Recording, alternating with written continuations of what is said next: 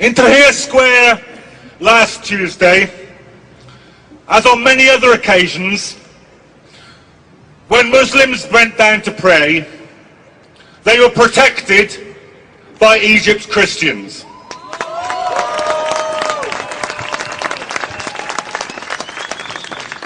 Tomorrow, I've just received this message from my friends in Tahrir Square right now.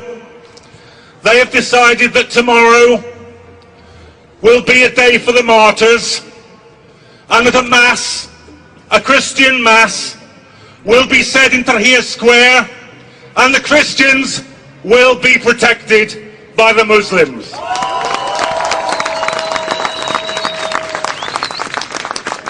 So my message to David Cameron today is this: don't lecture us about British values.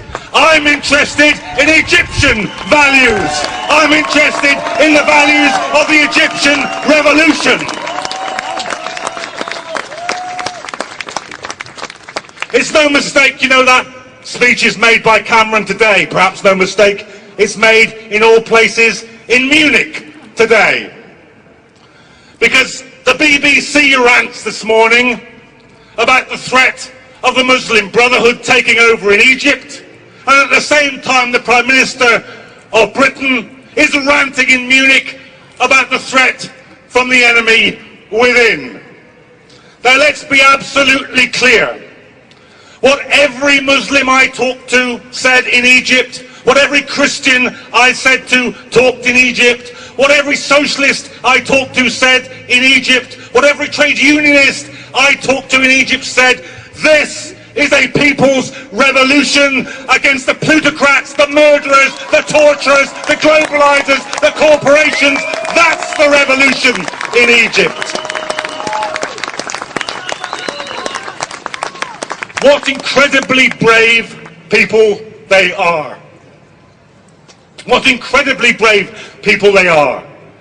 Organised so brilliantly. When I went into Tahrir Square, as Tarek said, there was cooperation between the army, at least some of the rank and file soldiers. The rank and file soldier, the squad, he asked to see my identity. I showed him my passport. He then passed me over to a woman in a full burqa who searched my bag, apologised and said it's for our own safety. Now I recommend this policy to the British Airports Authority. I would feel safer if instead of searching women in burqas, they allowed women in burqas to do the searching. That would be a value worth having in Britain today. And we all know what the link is between this and war. Because just imagine this for a moment. Just conduct now in your own mind this small thought experiment. What if there had been no war in Iraq? What if there had been no million dead, no occupation?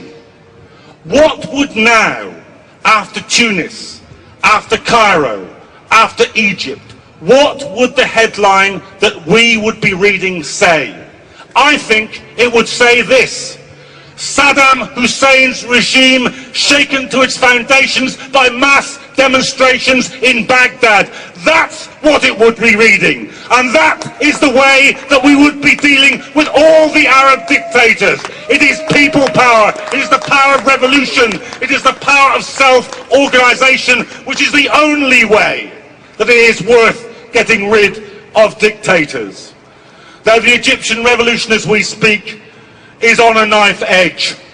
We've seen it this week, the beauty of the revolution occupying Tahrir Square, the ugliness, the depravity, the brutality of those mobs of plainclothes policemen, of hired thugs trying to drive the revolutionaries off the square. And then that fantastically brave response as they pushed them all the way down Tahrir Square and out the exit by the Egyptian Museum.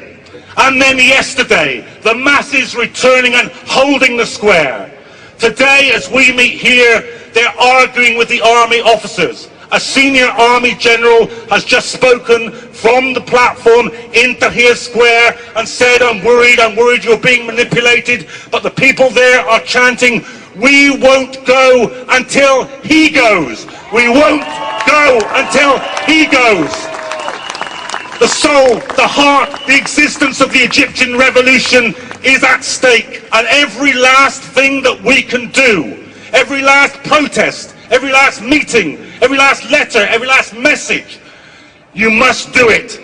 Because this revolution is a profound revolution. It can alter the whole imperial architecture of the Middle East. It can deal at one moment the single biggest blow that could be delivered to Islamophobia. It can give a beacon of hope to working people and poor people the globe over. So today, recommit yourselves.